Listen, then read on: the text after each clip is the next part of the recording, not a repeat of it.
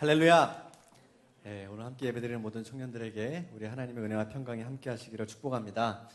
5월의 봄 기울이 충만한데 이 아름다운 계절에 여러분 어떻게 보내고 있습니까? 오늘 아침에 교회를 저는 이제 일부 예배부터 쭉 있으니까 일부 예배를 드리러 이렇게 오는데 집에서 이제 한 6시 50분쯤 나와요. 그러면 이렇게 저희 집은 이 교회에서 조금 이렇게 떨어져 있는 그 주택가에 있거든요. 근데 그 주택가를 골목길을 이렇게 나오는데 그 나오는 집에 그 집에 보면은 감나무가 있는 집이 한 집이 있어요. 근데 그 감나무에서 이제 잎이 피어오르는데 아주 그 형광색 같은 녹색 이런 색깔의 이파리들이 막 이렇게 피어오르는데 날은 구질구질하고 이렇게 막 우중충한데 그 잎이 이렇게 피어오르는 걸 보면서 야, 이게 생명의 힘은 이런 거구나. 비록 이렇게 날씨가 흐리고 우중충해도 생명의 힘은 그 자체로 발광하는구나. 이걸 느끼면서 아침에 이렇게 예배를 드리러 왔어요. 굉장히 마음이 좋더라고요.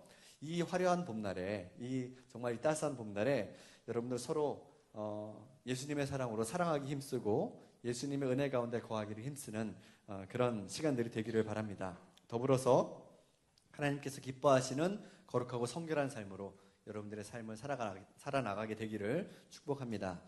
오늘은 비전에 대해서 함께 좀 말씀 나누려고 합니다.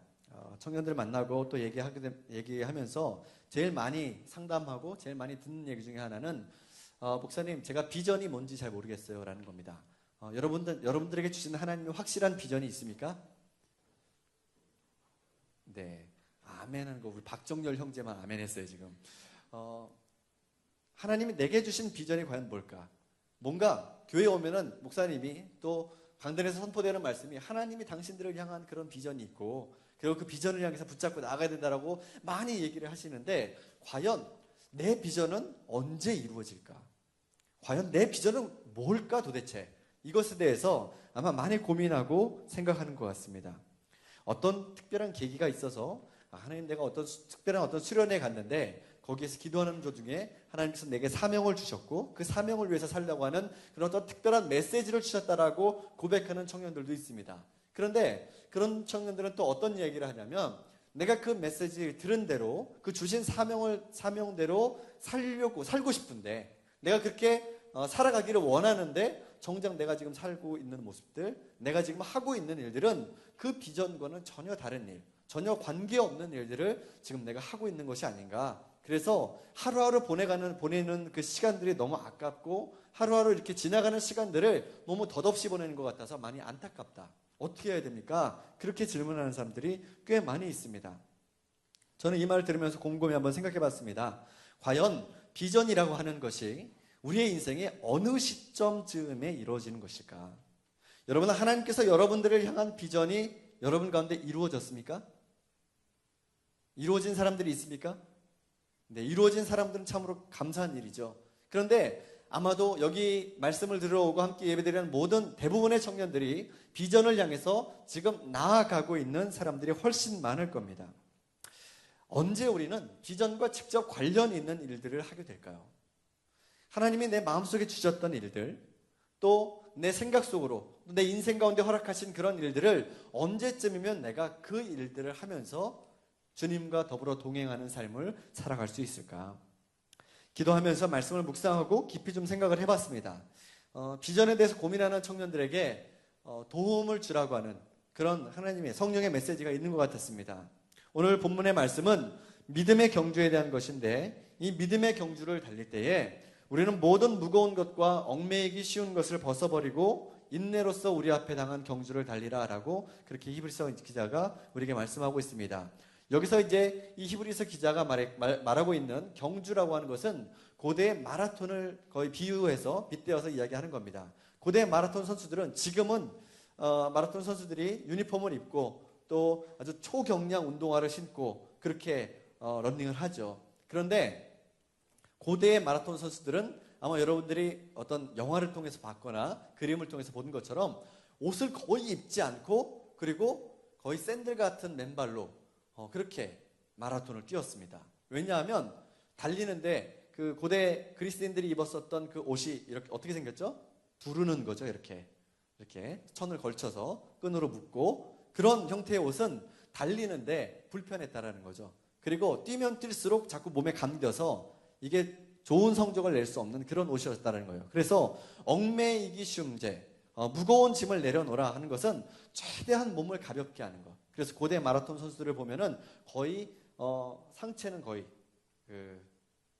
식스팩 그렇게 하고 거의 이제 간신히 가리고 그렇게 이제 뛰는 거죠.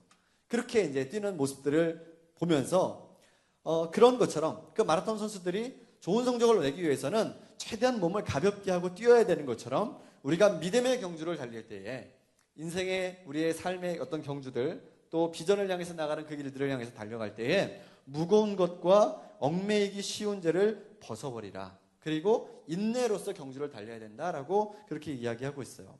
믿음의 경주는요, 곧 그리스도의 인생을 이야기하는 거예요. 여러분도 우리를 스스로를 가리켜서 하나님 앞에 예배하고 예수님께 내 인생을 의탁한 사람들, 그 사람들을 가리켜서 뭐라고 얘기합니까? 그리스도인이라고 그렇게 부르죠.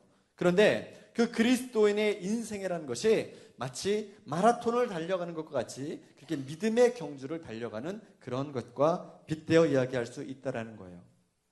예수님을 믿고 주님 안에서 살기로 결정했는데 그 이후로부터 시작되는 그 그리스도인의 인생, 마치 경주와 같은 그 인생은요, 출발점에 섰을 때에 두근거리는 설레임이 있습니다.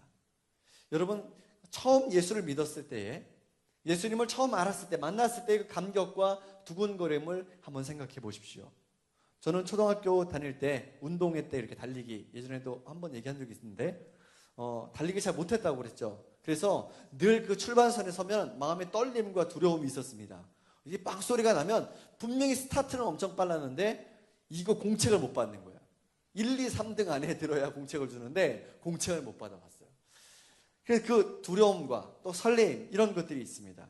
또 더불어서 달리는 동안에 어떻습니까? 100m를 요즘 100m를 달리는데 100m 육상 선수들은 100m 달리는 동안 숨을 한숨도 안 쉰다고 그럽니다. 숨 쉬지 않고 달린다고 그래요. 그래야 기록 향상을 위해서. 그리고 숨 쉴 틈이 없다라는 거죠. 그런데 보통 우리는 어떻습니까? 조금 달리면 숨이 어디까지 차 올라옵니까? 턱까지 차 올라오죠. 그리고 막 죽을 것 같은 그런 마음, 그런 몸의 상태 이런 거 경험하죠. 마치 우리의 인생이 그럴 때도 있고 또 마지막 결승선에 도착해서 기쁨과 만족감이 충만한 것. 야, 이제 끝났다. 달리기가 끝났구나. 운동회가 곧 끝나겠구나. 이런 기쁨이 충만한 상태. 또 아직 우리의 인생이 다 끝나지 않았지만은 마지막 그날에 우리의 인생이 끝나는 그날에 주님 앞에 나가서 예수님께서 참 잘했다, 수고했다, 너 나와 함께 같이 기쁨의 잔치에 참여하자라고 말씀하시는 그 기쁨의 잔치가 예비되었다 이라는 거죠. 그렇기 때문에 마치 우리의 인생은 그 달리기와 같다, 경주와 같다라는 거예요. 믿음의 경주에서 필요한 것이 두 가지가 있다고 했습니다. 첫 번째는 무거운 것과 얽매이기 쉬운 죄를 벗어버릴 것. 두 번째는 인내를 가지고 달리기. 그리스도인의 인생에 있어서 믿음의 경주는 덜어내는 것과 인내하는 것이 반드시 필요하다는 이야기입니다. 요즘은 참는 것, 인내하는 것, 이거 잘하지 못하는 것 같아요. 점점 더 간편하고 점점 더 빨리 할 수 있는 것, 이거를 더 좋은 것이라고 생각합니다. 여러분, 느린 컴퓨터와 빠른 컴퓨터 어떤 걸 쓰겠습니까? 빠른 컴퓨터를 당연히 쓰겠죠. 1시간을 기다려서 먹는 식당과 바로 들어가서 먹을 수 있는 식당, 어디에 가서 밥을 먹겠습니까? 뭘 먹느냐에 따라서 그건 좀 다르겠지만 어쨌든 우리는 보통 점심 먹으러 갈 때 빨리 가서 먹을 수 있는 식당에 들어가서 밥을 먹습니다. 뭐 좀 진득하게 참고 기다리는 것, 이것이 참 우리가 견디기 힘든 그런 일들이 되어버렸습니다. 그래서인지 몰라도 많은 청년들이 자신의 꿈과 비전을 어떻게 하면 빨리 이룰 것인가, 이것에 대해서 고민하는 것 같아요. 비전과 인생의 계획이 잘 이루어지지 않는 것 같으면 쉽게 실망하기도 하고 또 쉽게 방황하기도 합니다. 목적과 목표가 수시로 바뀝니다. 그리고 갈등합니다. 하지만 비전을 이루는 가장 큰 관건은 무엇인가? 그것은 바로 인내함이다라는 겁니다. 고진감래라고 하는 사자성어가 있죠. 이 사자성어가 주는 교훈처럼 참고 견디는 이에게 주어지는 상급이 있고 그 상급은 마치 인스턴트로 쉽고 간편하게 빨리 얻을 수 있는 그런 상급과는 차원이 다르다라는 겁니다. 라면 하나를 끓여 먹어도 컵라면에 끓는 물만 불어서 먹는 그 라면과 야채와 계란을 넣고 또 물 조절을 잘하고 김치를 곁들여서 정성스럽게 엄마가 끓여주는 그 라면과 뭐 어떤 차이가 있습니까? 어떤 걸 먹겠습니까? 우리 김민정 자매 입맛 다시지 마세요. 배고파요. 그런데 성경에서 말하는 인내라고 하는 건요, 그냥 하기 싫은 걸 꼭 참고 견디는 것, 이것만을 얘기하는 것은 아니라는 거예요. 성경에서 말하는 인내는 참고 견디는 것을 넘어서서 적극적으로 우리가 그 참고 견뎌내야 되는 시간에 의미를 부여하는 것, 그것이 바로 성경에서 이야기하는 인내의 모습입니다. 지금 이 시간이 하나님께서 내 인생에 계획하신 비전을 이루기 위해서 준비하는 시간이기 때문에 참고 견디되 비전이 이루어질 그때를 소망하면서, 그때를 생각하면서 그 생각만 하면은 지금 내가 지금 견뎌야 되고 참아내야 되고 또 이루어 나가야 되는 그 시간들은 아무것도 아니라고 생각될 만큼 그때를 생각만 하면 가슴이 두근두근거리고 떨리고 설레이고 그리고 마음이 기쁨으로 충만해지는 그러한 인생, 그러한 인내, 그것이 바로 성경에서 이야기하는 그 인내라고 하는 겁니다. 1592년에 우리나라에 큰 일이 한 번 있었습니다. 그 일이 뭔지 아시는 사람? 1592년. 네, 여러분들은 국영수를 잘하죠. 1592년에 우리나라 임진왜란이 있었습니다. 전쟁 중에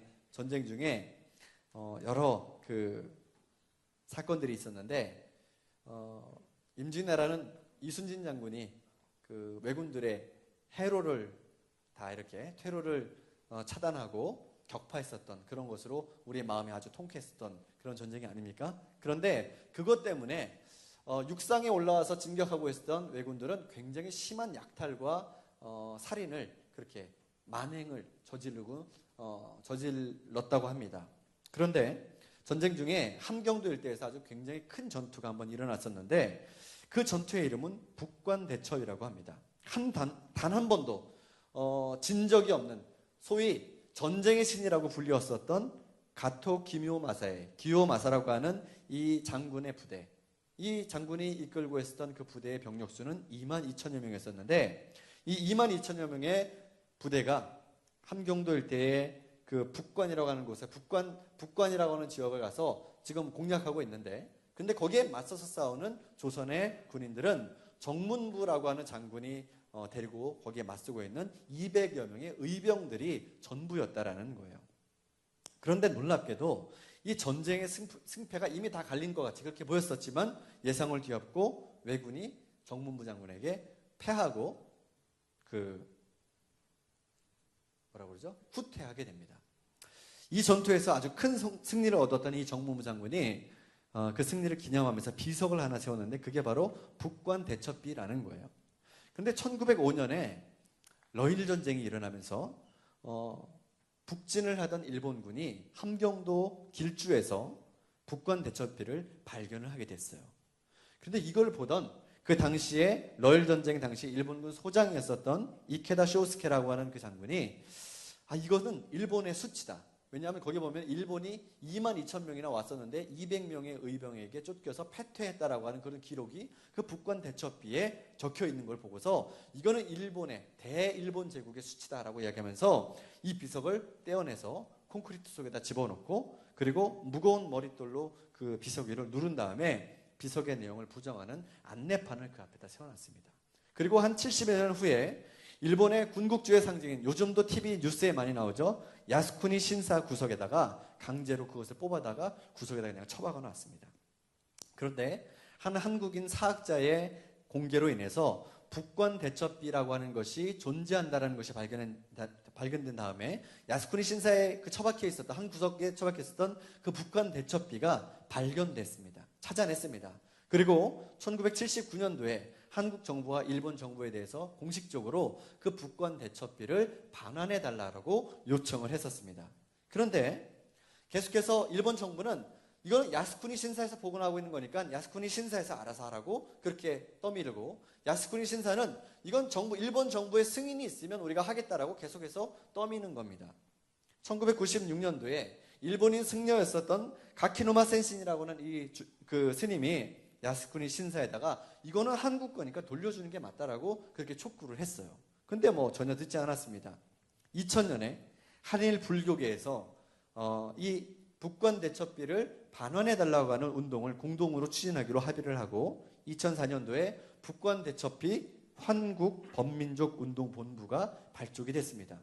지속적으로 계속해서 요청을 했습니다. 우리 걸 돌려달라고. 그랬는데 한결같은 이 야스쿠니 신사의 답변은 뭐였었냐면 비석은 북한의 길주에 있었던 거니까 남북이 통일되면 그 비석을 돌려주겠다. 이렇게 대답하는 겁니다. 어떻습니까, 여러분? 어이없죠? 진짜 개념 없는 겁니다. 그런데 이거를 되찾아야 되겠다는 그런 아주 열망이 있었어요. 그래서 심지어는 어떤 걸 했냐면 2005년에 이 북권 대첩비를 빼앗긴 지 딱 100년째 되는 해에 남한과 북한이 일본으로부터 북권 대첩비를 반환받기로 하고 이를 위한 실무 조치를 취하기로 하다라고 하는 그런 남북 공동 성명서를 발표했어요.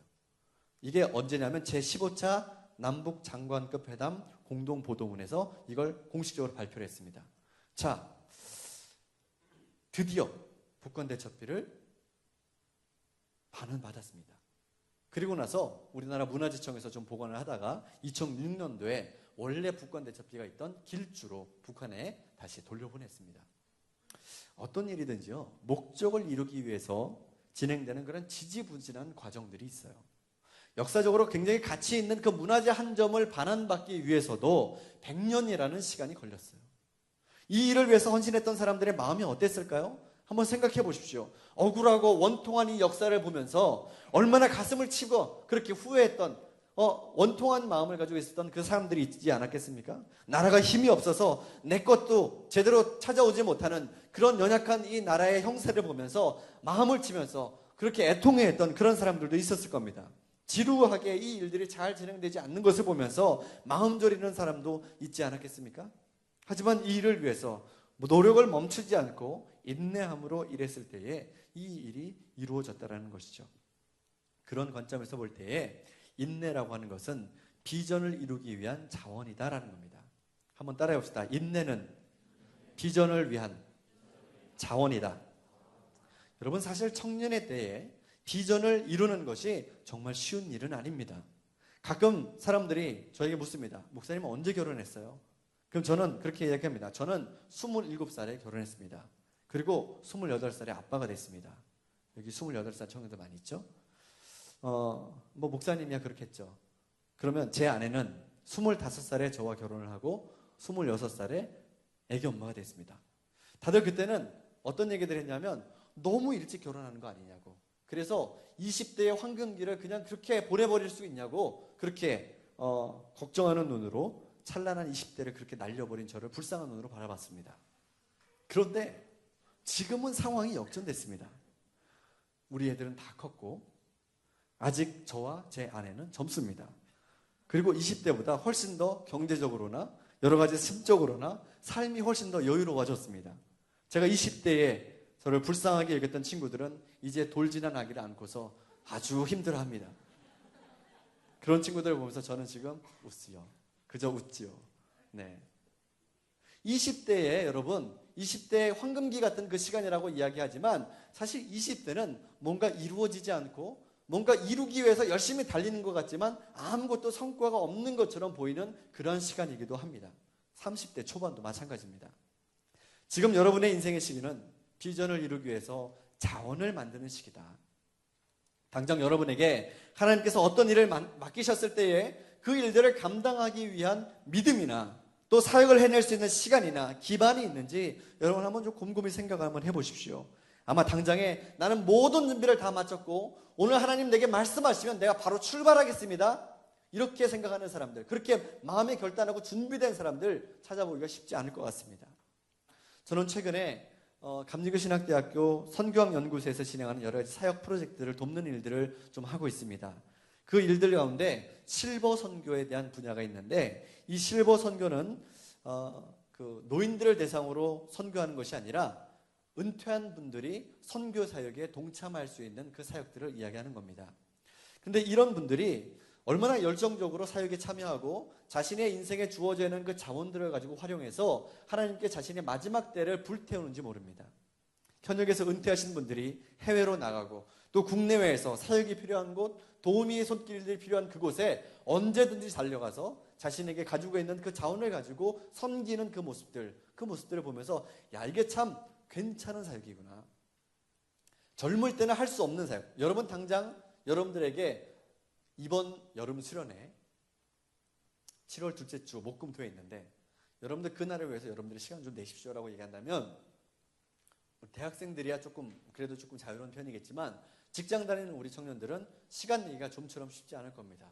그래서 그 청년들 어떻게 하면 수련회에 참여할 수 있을까, 참가하게 할까 고민하면서 강화해서 버스를 타고 와라. 그러면 거기서 수련회장까지 무조건 다 태워서 나르겠다. 뭐 이렇게까지 하면서 그렇게 하지 않습니까?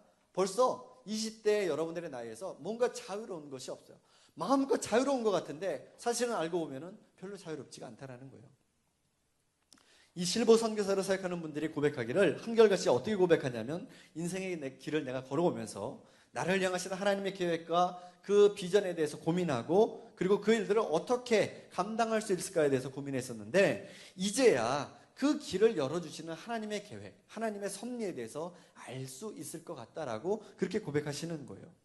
사역을 위한 모든 영역의 자원이 준비되었을 때에 그때에 바로 비로소 하나님이 나를 보내시고 내가 정말 열정적으로 주님을 위해서 내 인생을 드릴 수 있게 되었다라고 고백하는 것을 들었습니다. 이 준비는 단지 우리의 인생에서 재정적인 영역만 이야기하는 것은 아닙니다. 사역을 감당하기 위해서 우리는 더욱더 주님을 신뢰하는 마음도 깊어져야 됩니다. 신앙적인 기반도 점점점 굳게 다져져야 됩니다. 종교개혁자인 칼백은 모든 직업이 하나님의 거룩한 부름에 의한 거룩한 직업이다라고 그렇게 이야기했습니다. 이거를 직업 소명설이라고 이야기하는데 목사나 교육자들 같이 이렇게 성직만 거룩한 직업이 아니라 모든 직업도 하나님께서 허락하신 거룩한 직업이다라고 하는 이것이 직업 소명설의 핵심입니다. 베드로전서 2장 9절 말씀, 이런 말씀이 있습니다. 같이 한번 읽어볼까요? 시작.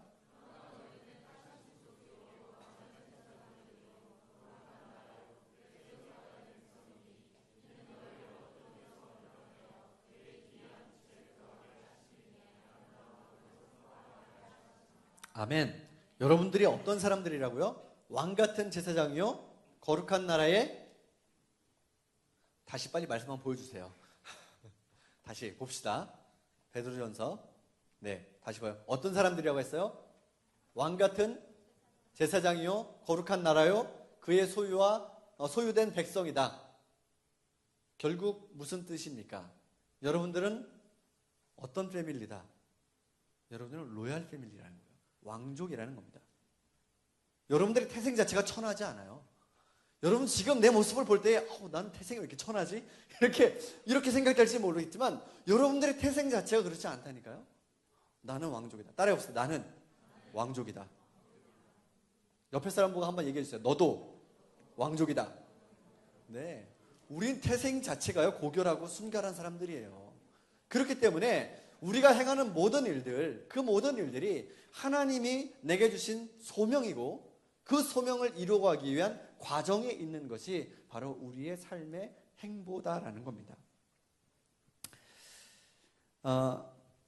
주님이 우리를 왕같은 제사장으로 부르시고 당신의 소유로 삼아주셨습니다. 이 말은 곧 우리의 삶의 자리에서 행하는 일들에 대해서 품위 있게 행해야 된다는 거예요. 경박하지 않게, 품위 있게, 왕같은 제사장으로 주님의 백성으로서 그렇게 소망과 비전을 품는 것이 우리 로얄 패밀리의 모습이다라는 겁니다. 제 인생에서 잊혀지지 않는 몇 타임의 순간들이 있는데 그 중에서 한 번은 초등학교 6학년 때 있었던 일입니다. 그때 참여했었던 공군 참모총장배 모형 비행기 대회. 이게 제 인생에서 잊혀지지 않는 그런 순간이었습니다. 처음에 어떻게 이 대회에 참여하게 됐냐면 학교에 보면 이제 클럽 활동 시간이 있잖아요. 초등학교 때. 그 클럽 활동 시간에 모형 비행기반이 있었어요. 근데 그 모형 비행기반을 처음 개설하기 전에 그 반을 담당했었던 선생님이 학교 운동장에서 모형 비행기를 아주 잘 만들어가지고 하늘로 그 고무동력기 여러분 다 알죠? 그거를 탁 날리는데 너무 멋있는 거예요. 이게 비행기가 하늘을 향해서 쫙 치고 올라가는데 그걸 보는데 마음이 너무 나도 저거 한번 해보고 싶다 그런 마음이 들었어요. 그래서 그 모형 비행기만에 들어갔어요. 그런데 막상 모형 비행기만에 들어가니까 나는 이게 빨리 만들어서 날리고 싶은데 만드는 시간이 너무 오래 걸리는 거예요. 만드는 것도 쉽지가 않아. 이거 막 각도기로 각을 재고 막 날개가 한쪽만 조금만 삐뚤어지면 비행기가 뱅뱅 돌고 막 이런 이 균형이 안 맞으면 안 되고 이거를 막 하는데 이게 막 짜증이 나더라고요. 그런데 그 지루하고 힘든 시간들을 견뎌내고 끝까지 할 수 있었던 힘이 있었는데 그게 뭐냐면 완성된 비행기를 운동장에서 날리는데 얘가 하늘로 올라가서 내려올 줄 모르네? 너무 잘 나는 거예요. 그렇게 고무동력기를 날리고 글라이더를 띄우고 막 이렇게 하면서 얘가 시야에서 멀리 날아갈 때까지 그렇게 안녕 이렇게 손을 흔들면서 그런 기쁨이 한번 해보니까 이게 너무 충만한 거죠. 그래서 이거를 만드는데 더 심혈을 기울여서 처음에는 창호지를 날개에다 붙였는데 이거보다 더 뭔가 가벼우면서 양력을 잘 받을 수 있는 뭔가 재료가 없을까 막 탐구하고 찾고 비닐봉지를 거기다 막 붙이고 막 이런 것들을 했다라는 거죠. 그러고 나서 이제 그런 시간들이 쌓여가지고 그 대회에 나와서 좋은 성적을 거뒀어요. 그 완성의 기쁨을 마음에 꿈꾸면서 참고 견디며 묵묵히 쌓아온 시간들이 자산이 되더라는 것이죠. 오늘 히브리서 저자가 우리에게 소개하는 사람들이 있어요. 믿음의 증인들을 우리에게 소개하는데 오늘 우리가 12장 봤지만 11장에서 믿음의 증인들을 우리에게 소개합니다. 구름같이 허다한 믿음의 증인들이 우리 앞에 놓여있다라고 그렇게 12장 1절에서 오늘 말씀하고 있잖아요. 그러면서 11장에 이미 그 사람들에 대해서 이야기했어요. 아벨, 에녹, 아벨은 어떤 사람입니까? 인류 최초의 살인 희생자죠. 형에게 맞아 죽었던 아벨, 에녹, 죽음을 보지 않고 하나님 나라로 들려 올림을 받았었던 사람. 노아, 시대가 패역할 때에 하나님의 음성을 듣고 그 음성에 순종하여서 배 위에다 산을 짓고 그리고 인류의 종족을 살려내는 그런 구원의 방주를 지었었던 노아. 아브라함, 이삭, 야곱, 여기부터 너무 잘 알죠? 사라 누구야 안 합니까? 아브라함이 아니죠. 사라는 몇 살에? 아브라함이 몇 세 되던 해에? 100살 되던 해에 아기를 낳습니다. 모세, 이런 사람들 너무 잘 아는 사람이죠. 여호수아, 뒤에 뭐 사사들까지 가면요 너무 많아서 더 이 사람들 외에 더 많은 사람들이 있지만 얼마나 많이 내가 이름을 되겠습니까? 라고 히브리서 저자가 이야기하고 있어요. 자, 그런데 이 사람들은 어떤 사람들이냐? 모두 믿음을 가지고 비전을 바라보면서 시간을 참아냈던 사람들, 인내를 가지고 인생을 견뎌냈던 사람들이 바로 이런 사람들인 거예요. 모세는요 자신을 향한 하나님의 비전을 발견하기까지 40년이라고 하는 시간을 보냈습니다. 그 40년의 시간을 자신이 출생부터 그렇게 썩 기쁘고 행복한 출생은 아니었어요.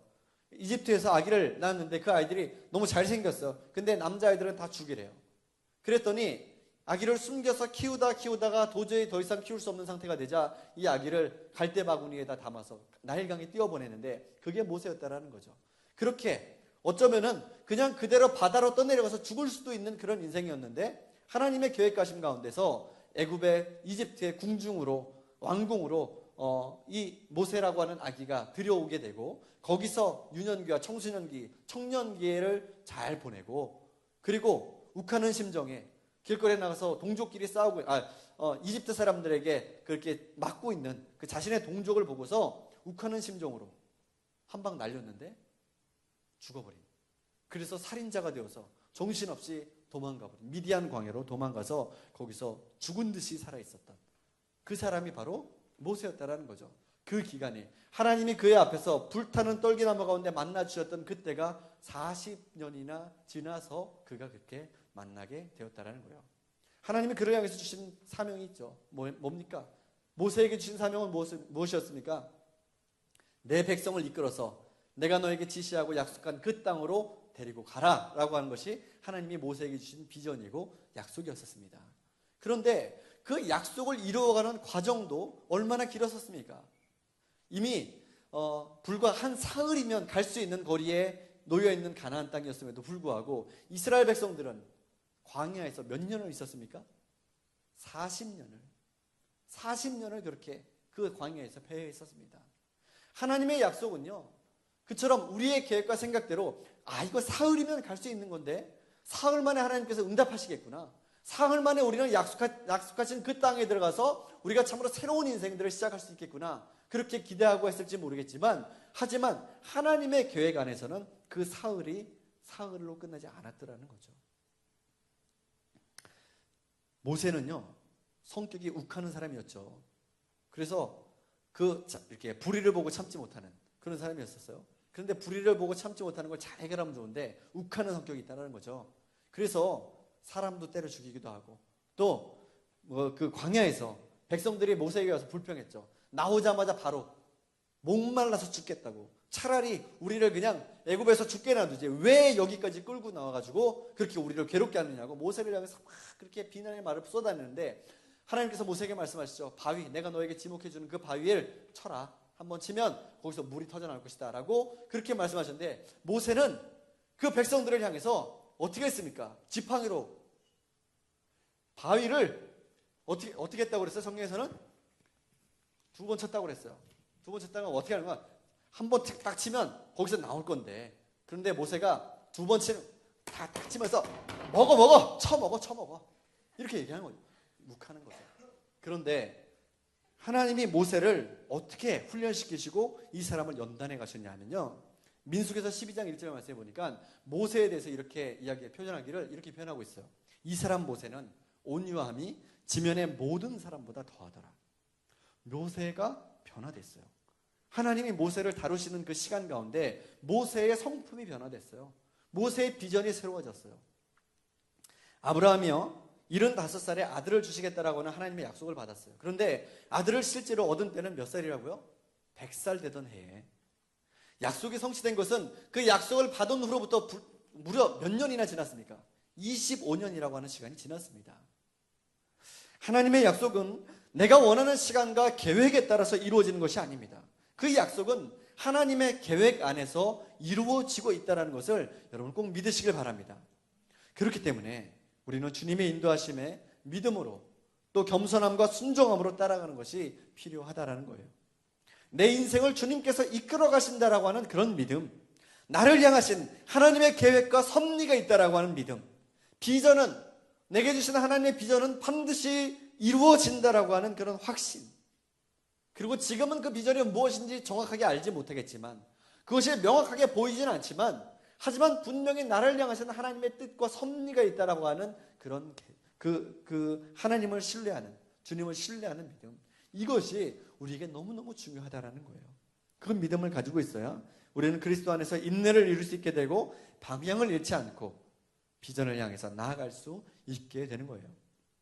이것처럼 이 믿음 안에서 비전을 향해서 인내함으로 나아가는 그런 모범을 보여주시는 분이 있어요. 그분이 누굽니까? 그분은 바로 예수님이세요. 오늘 말씀 봅시다. 히브리서 12장 2절 말씀을 다시 한번 같이 읽어봅시다. 시작. 믿음의 주요 또 온전하게 하시는 이인 예수를 바라보자. 그는 그 앞에 있는 기쁨을 위하여 십자가를 참으사 부끄러움을 개의치 아니하시더니 하나님 보좌 우편에 앉으셨느니라. 아멘. 예수님을 바라보고 예수님으로 마음을 충만하게 하는 것, 이것이 바로 우리의 비전을 새롭게 하고 우리를 온전하게 나아가게 하는 가장 올바르고 빠른 길이라는 것을 여러분 믿으시기 바랍니다. 아멘. 예수님의 비전은 무엇이었을까요? 예수님의 비전은 죄로 인해서 죽을 수밖에 없는 인간을 위해서, 구원하기 위해서 하나님께 쓰임받는 것, 이것이 바로 예수님의 비전이었습니다. 그리고 영원하신 하나님 나라에서 함께 주님과 더불어서 이 세상 만물을 함께 다스리시는 것, 그것이 바로 예수님의 비전이었습니다. 그런데 그 비전을 이루시기 위해서 예수님이 감내해야 하셨던 일들이 있었죠. 그 일들은 뭡니까? 십자가를 참으셨다라는 겁니다. 예수님이라고 해서 그 비전을 이뤄가는 과정이 과연 그냥 즐겁기만 했을까요? 예수님이라고 해서 그 비전을 이뤄가기 위해서 십자가를 참아내야 되는 그 과정들이 정말 아무렇지도 않게 그렇게 감내할 수 있는 그런 일이었겠습니까? 그렇지 않았죠. 십자가를 앞에 두고 겟세마네 동산에서 예수님이 기도하실 때에 어떻게 기도하셨다고 그랬습니까? 땀이 피가 되어서 흐를 정도로 그렇게 기도했다라고 했습니다. 그리고 어떻게 기도하셨습니까? 할 수만 있다면 주님 이 잔을 내게서 돌리시옵소서. 하지만 나의 원대로 마옵시고 아버지의 뜻대로 되기를 원합니다. 그렇게 예수님이 기도하셨습니다. 예수님은 비전을 위해서 오늘의 십자가를 참고 인내하셨습니다. 그 인내의 끝에는 부활의 영광이 기다리고 있었다는 사실을 여러분 꼭 기억하시기 바랍니다. 존 밀턴이라고 하는 영국의 작가가 지은 신라권이라고 하는 그런 서사시를 여러분 알 겁니다. 읽어보지는 않았더라도 이름은 한 번씩 들어봤을 겁니다. 한번 기회가 된다면 여러분 꼭 이 신라권이라고 하는 이 책을 한번 꼭 읽어보기 바랍니다. 17세기에 청교도 정신이 집약되어 있는 근대 문학의 꽃봉오리라고 찬사받는 그런 아주 위대한 작품입니다.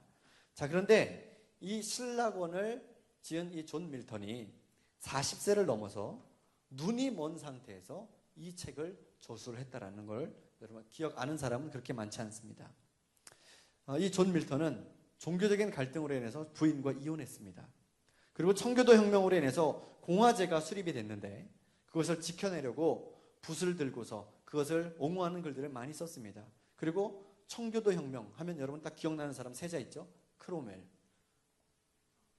저만 아는 겁니까?